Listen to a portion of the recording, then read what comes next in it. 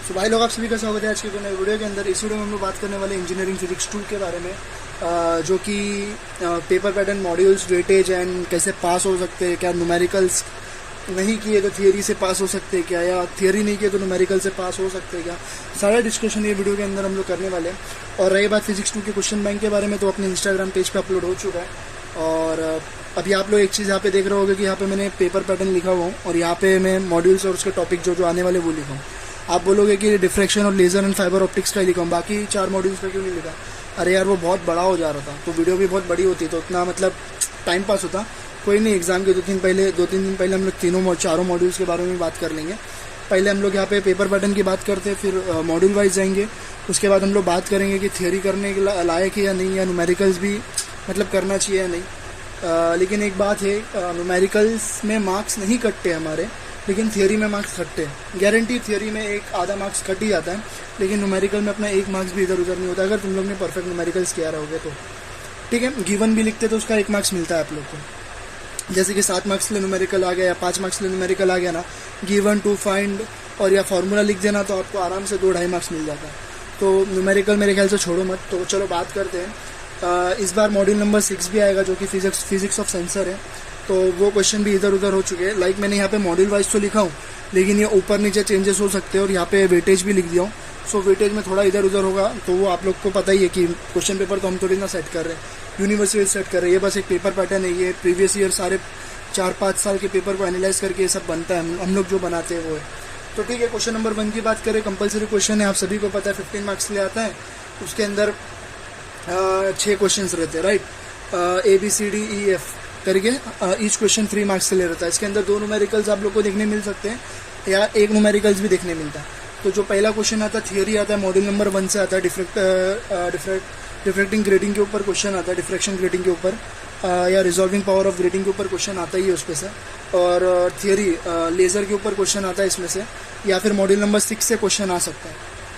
ठीक है, module number 6 से या मॉड्यूल नंबर इसमें 2 से क्वेश्चन आ सकता है। और थर्ड की बात करें, थियरी या न्यूमेरिकल्स, मोस्टली न्यूमेरिकल्स आता है मॉड्यूल नंबर 2 से। लेज़र के ऊपर से न्यूमेरिकल अपर्चर जो रहता है उसमें से क्वेश्चन इसमें से आता है। ठीक है, स्टेप इंडेक्स, फाइबर, ये सब। और क्वेश्चन नंबर D की बात करें, न्यूमेरिकल्स। क्वेश्चन नंबर 1 के E की बात करें, थियरी।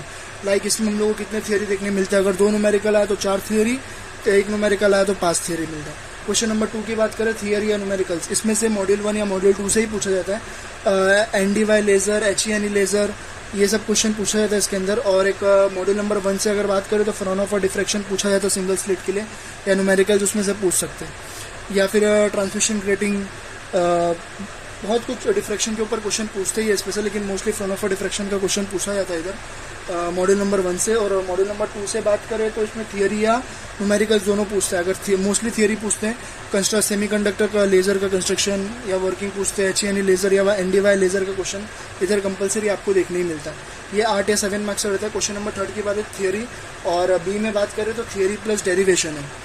अभी डेरिवेशन की बात करें, इसमें से मॉड्यूल नंबर 3 या 4 से क्वेश्चन आता है। और थियरी की बात करें, इसमें मॉड्यूल नंबर 1 या 2।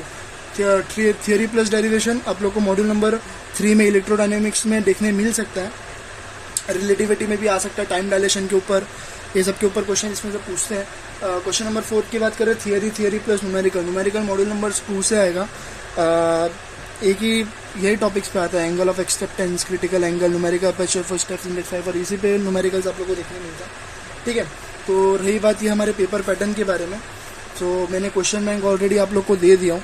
अब पास कैसे होना है वो बताता हूँ। देखो गाइज, अभी यहाँ पे अपने को 4 या 5 थियरी पूछा, तो आप लोग थियरी तो कुछ भी लिख के आते हो तो मुझे पता है, लेकिन जो कंसेप्ट वाइज लिखता है, जो एक्चुअली जिसका आंसर रहता है वो लिखता है, उनको मार्क्स मिलता है।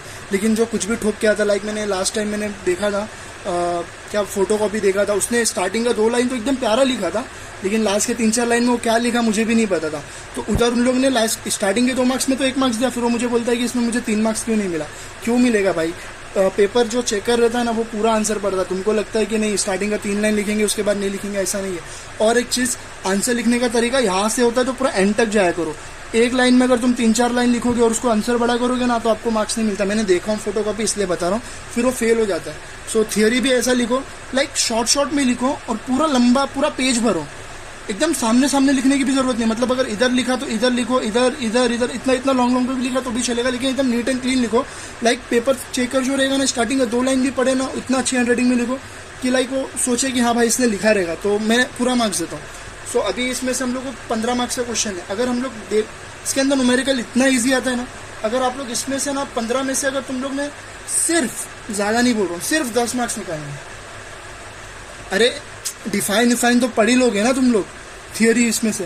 न्यूमेरिकल्स भी इजी आता है भाई, मॉड्यूल नंबर 2 से ही न्यूमेरिकल पूछता है, मॉड्यूल नंबर 3 से न्यूमेरिकल पूछता है, 1 से तो पूछता ही नहीं है इसके अंदर मोस्टली, लेकिन पूछ लिया तो, क्योंकि मॉड्यूल नंबर 1 के न्यूमेरिकल्स बहुत हार्ड है, तुम पूछता नहीं है, बट फिर भी अगर पूछ लिया तो कर लेना।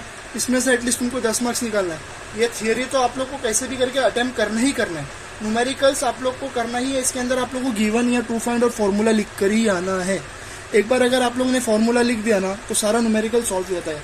फिजिक्स में न्यूमेरिकल सॉल्व करने का तरीका सिर्फ फॉर्मूला याद करो, बाकी सब फॉर्मूला के अंदर वैल्यू पुट करो, वैल्यू क्वेश्चन के अंदर गिवन है। मॉड्यूल नंबर 2 इतना इजी है ना न्यूमेरिकल्स, इसके सिर्फ फॉर्मूलाज याद करने, कितने फॉर्मूलाज लगेंगे इसके ऊपर भी अपन वीडियो बना देंगे, लेकिन ये पूरा फॉर्मूला बेस है पूरा न्यूमेरिकल्स। इसमें से मेरे ख्याल से 1 मार्क्स भी न्यूमेरिकल्स के ऊपर जाना नहीं चाहिए, ठीक है। इसमें से आप लोग को 10 मार्क्स तो निकालना ही है। बात करते theory plus numericals, module 1 module 2 एकदम अच्छे से कर लो, ताकि इसमें से मेरा मार्क्स आना ही नहीं चाहिए। और इसमें से भी मॉड्यूल नंबर 2 से एकदम गिने चुने 3 टॉपिक पूछा जाता है। HENE लेजर, NDY लेजर या सेमीकंडक्टर लेजर के ऊपर क्वेश्चन पूछता है।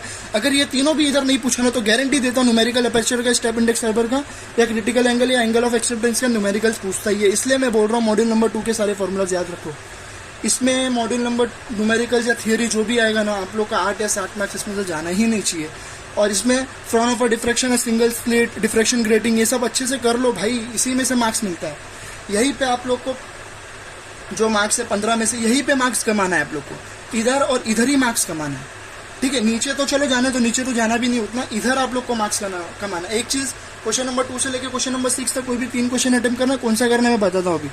ये आप लोग को कैसे भी करके करना है, इसमें से एटलीस्ट आप लोग को ना 10 मार्क्स निकालना है।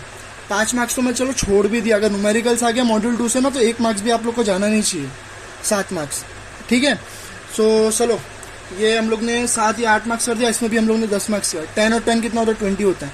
अब बाकी का कोई भी सब 2 क्वेश्चन अटेम्प्ट करके 4 मार्क्स नहीं निकलेगा क्या आपका, लेकिन इतना, सॉरी वो थोड़ा कैमरा हिल गया था। हाँ, तो मैं ये बोल रहा था क्वेश्चन नंबर 3 से लेकर अभी क्वेश्चन नंबर 6 तक कोई भी 2 अटेम्प्ट करना है, उसमें से हमें सिर्फ 4 मार्क्स निकालना है। 4 मार्क्स चलो ठीक है, इसमें से मेरे को 8 मार्क्स मिल गया, या इसमें से मेरे को चलो नहीं आता अभी 6 मार्क्स मिल गया, बाकी सब में कमाना कैसे हो पता था। क्वेश्चन नंबर 3 की बात करें, थियोरी प्लस डेरिवेशन है। अब जो ये है ना थियोरी प्लस डेरिवेशन, ये मैं कंफर्म बोलता हूँ, इसमें से इलेक्ट्रोडायनामिक्स में से ही क्वेश्चन पूछता है, कंफर्म पूछता है इलेक्ट्रोडायनामिक्स में से, या तो फिर रिलेटिविटी में से पूछेगा, टाइम डायलेशन का कॉन्सेप्ट ये सब क्लियर करने के लिए। लेकिन मोस्टली इलेक्ट्रोडायनामिक्स में से आपको इधर 7 मार्क्स का क्वेश्चन देखने मिलेगा। और थियोरी की बात करें मॉड्यूल नंबर 1 या मॉड्यूल नंबर 2 से देखने मिलेगा। एक और चीज़, अगर ये दोनों से भी देखने नहीं मिला ना, तो मॉड्यूल नंबर 6 से आप लोग को देखने मिलेगा थियोरी प्लस न्यूमेरिकल्स, कंस्ट्रक्शन या वर्किंग बोलेगा करने के लिए, लिख कर ले लेना। मॉड्यूल नंबर 6 के ऊपर क्वेश्चन बैंक अपने ऊपर अपने इंस्टाग्राम पेज पे है, उधर जाके देखो। मॉड्यूल नंबर 6 से कंस्ट्रक्शन एंड वर्किंग ये सब है, आप लोग जाके देखो उधर फिजिक्स ऑफ सेंसर में कितने सारे कंस्ट्रक्शन एंड वर्किंग ये सब डायग्राम है, नीट एंड डायग्राम ये सब बनाना। इसके ऊपर मॉड्यूल नंबर 6 से क्वेश्चन आ सकता है 8 मार्क्स के लिए। ये मॉड्यूल नंबर 1 और 2 में इसलिए बोल रहा हूँ बिकॉज लास्ट कितने 5 साल के पेपर को हम लोग ने एनालाइज किया तो मॉड्यूल 1 या मॉड्यूल 2 से ही लिखा है, लेकिन इस बार मैं बोल रहा हूँ मॉड्यूल नंबर 6 से भी क्वेश्चन आ सकता है इसके ऊपर, क्योंकि उसके अंदर कंस्ट्रक्शन ये सब बहुत सारे, ठीक है। क्योंकि कंस्ट्रक्शन या वर्किंग ये सब पूछा डायग्राम के साथ ना, तो वो 6 मार्क्स के लिए ही पूछता है, इतना क्लियर है। थियोरी प्लस डेरिवेशन आप लोग ये कर लो। अभी अगर अच्छे से आप लोग नहीं पढ़ा, मोस्टली ये क्वेश्चन लोग छोड़ देते हैं, क्वेश्चन नंबर 3 लोग छोड़ देते हैं, लेकिन मैं तो बोलता हूँ करो सर। अगर क्वेश्चन बैंक अगर आप लोग ने अपना रिफर कर लिया ना, तो मेरे ख्याल से क्वेश्चन नंबर 3 नहीं छूटेगा, लेकिन न्यूमेरिकल्स उसके अंदर आता है तो छूट जाता है, डेरिवेशन या न्यूमेरिकल्स आता है, तो अभी इसको हम लोग काउंट नहीं करेंगे। क्वेश्चन नंबर 4 पे आते हैं, थियोरी प्लस न्यूमेरिकल। मैंने बोला था न्यूमेरिकल अपने को छोड़ना नहीं है मॉड्यूल 2 का, इसके अंदर मॉड्यूल 2 का न्यूमेरिकल पूछता है। अगर मॉड्यूल 2 का नहीं पूछा तो मॉड्यूल 1 का न्यूमेरिकल पूछता ही है, इसके अंदर मॉड्यूल 2 का नहीं पूछा तो मॉड्यूल 1 का न्यूमेरिकल पूछता ही है। थियोरी प्लस न्यूमेरिकल, ये भी 5 मार्क्स के क्वेश्चन आते हैं। मॉड्यूल नंबर 6 में से इसमें से क्वेश्चन पूछेगा, मॉड्यूल नंबर 3 से क्वेश्चन पूछेगा, या कैलकुलेट करने बोलेगा, वेक्टर कर्ल ये सब फाइंड करने बोलेगा, आप लोग कर लो अच्छे से। और ये न्यूमेरिकल ये आप लोग को करना ही है, बायो को करना ही है। अगर इनकेस आप लोग ने ये छोड़ दिया ना, तो फिर आप लोग को कैसे भी करके क्वेश्चन नंबर 5 और क्वेश्चन नंबर 6 करना ही है। अभी मैं आप लोग को बता देता हूँ इसके अंदर कंपलसरी क्वेश्चन में क्या क्वेश्चन पूछता है। इसके अंदर थ्योरी प्लस डेरिवेशन पूछता है मॉड्यूल नंबर 3 से। मैक्सवेल इक्वेशन का क्वेश्चन आप लोग को इसके अंदर देखने मिलेगा। किसका क्वेश्चन? मैक्सवेल इक्वेशन का क्वेश्चन देखने मिलेगा। थियरी प्लस न्यूमेरिकल्स, और ये थियरी, ये मॉड्यूल मैंने इसलिए नहीं लिखा हूँ क्योंकि मुझे भी नहीं सच में पता चल रहा था कि कौन सा मॉड्यूल से आएगा। देखो मॉड्यूल इधर उधर एडजस्ट हो सकता है, लेकिन आप लोग को कौन सा मॉड्यूल करना है वो मैं बताऊंगा अच्छे से, ठीक है। मॉड्यूल नंबर 6 पूरा थियरी के ऊपर रहता है। मॉड्यूल नंबर 1 से या 2 से क्वेश्चन देखने मिलता ही है, और मॉड्यूल नंबर 6 5 से भी देखने मिलता है। तो आपको अटेम्प्ट क्या करना है? क्वेश्चन नंबर 1 तो आप लोग अटेम्प्ट करोगे, क्वेश्चन नंबर 2 अटेम्प्ट करना है कैसे भी करके। क्वेश्चन नंबर 2, अगर क्वेश्चन नंबर 3 को छोड़ा ना तो क्वेश्चन नंबर 4 अटेम्प्ट करो, क्वेश्चन नंबर 6 अटेम्प्ट करो। और अगर आप लोग ने क्वेश्चन नंबर मॉड्यूल नंबर ये इलेक्ट्रोडायनामिक्स पढ़ा तो 5 अटेम्प्ट करो। अभी मॉड्यूल्स पढ़ना कौन कौन सा ये मैं बताता हूँ। देखो गाइस, ये मॉड्यूल और ये मॉड्यूल हम लोग को कैसे भी करके पढ़ना है, क्योंकि इसका वेटेज सबसे ज़्यादा है। 15 to 20 मार्क्स, 15 to 20 मार्क्स का वेटेज है। ये दोनों मॉड्यूल एकदम अच्छे से करना, और ये दोनों मॉड्यूल से बहुत अच्छे खासे क्वेश्चन आते हैं। अगर आप लोग को डिफ्रेक्शन करने में बहुत टफ पड़ रहा है तो इसमें से गिने चुने जो क्वेश्चन हम लोग ने क्वेश्चन बैंक में प्रोवाइड कर रहा है वो उतना पढ़ लोगे ना तो भी बहुत इनाफ है, ठीक है। इसके न्यूमेरिकल्स करने जाओगे तो थोड़ा कन्फ्यूजन पार्ट होता है, लेकिन ईजी रहता है इसके भी न्यूमेरिकल्स। लेकिन अगर फॉर्मूला पढ़ के जाओ सिर्फ, तो उसके एटलीस्ट कहीं से भी ना हर क्वेश्चन से हमको 2-2, 3-3 मार्क्स निकालना है। हम लोग को 30+ पार होना चाहिए। अगर यही 24 आया है उसके नीचे आया तो हम लोग को रिवैल्यूएशन में डालने के बाद उसका झंझट पालना ही नहीं है। सो अपना एम है कि अपने को पास होना है। मॉड्यूल 2 से इतने सारे क्वेश्चन से, इतने सारे टॉपिक से, इतने सारे पूछते हैं, हाँ पूछते हैं।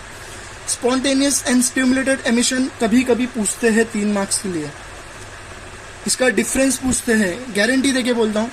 Metastable state, population inversion, types of pumping level, resonant cavity, ये दोनों टॉपिक्स 3 मार्क्स के लिए या 5 मार्क्स के लिए पूछा जाता है डिफाइन करने के लिए, ठीक है। HE लेजर, ये तीनों के तीनों 7 या 8 मार्क्स के लिए कंफर्म आता है कोई भी एक।